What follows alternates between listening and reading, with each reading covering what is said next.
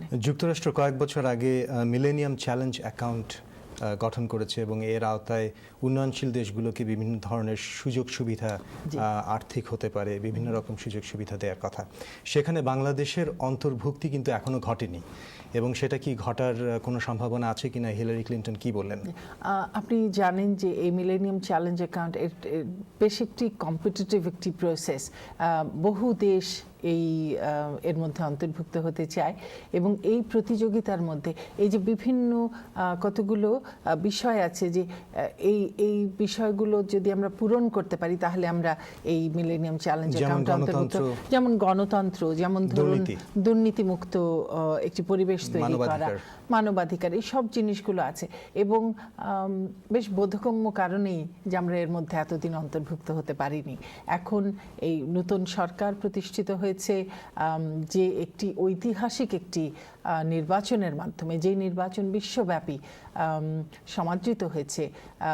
সব প্রশংসিত হয়েছে সবার কাছে, যে একটি ফ্রি, ফেয়ার, ক্রেডিবল ইলেকশন হয়েছে এবং সেই নির্বাচনের মাধ্যমে যে সরকার এসছে সেই সরকারে দেখুন আমাদের যে দুর্নীতির বিরুদ্ধে আমাদের যে অবস্থান এবং সেটি যে শুধু কথার কথা নয়, আমাদের যে মনোনয়ন প্রক্রিয়া নির্বাচনের আগে সেটি দিয়েই কিন্তু আমরা যে এটিকে বিশ্বাস করি এবং এটিকে আমরা প্রতিষ্ঠা করতে চাই সেটির কিন্তু প্রমাণ আমরা দিয়েছি। নমিনেশন প্রক্রিয়া থেকে শুরু করে আমাদের ক্যাবিনেট গঠন প্রক্রিয়া প্রতিটিতে, এবং এরপরে আমরা এর মধ্যে আইন করেই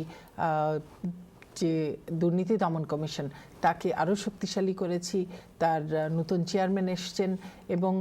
এখন পর্যন্ত 8 মাস হয়েছে, এখন পর্যন্ত কোনো মন্ত্রীর বিরুদ্ধে কোনো ধরনের দুর্নীতির কোনো অভিযোগ কেউ উত্থাপন